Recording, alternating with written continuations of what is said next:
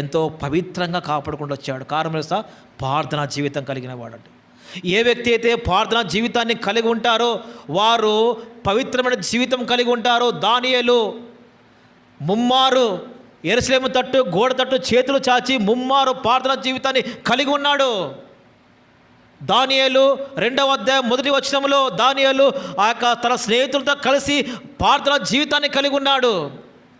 ఎవరి జీవితంలో అయితే ప్రార్థనా జీవితాన్ని కలిగి ఉంటారో వారు పవిత్రంగా జీవిస్తారు. తద్వారా వారి జీవితంలో అపవిత్రత అనేది ఉండదు.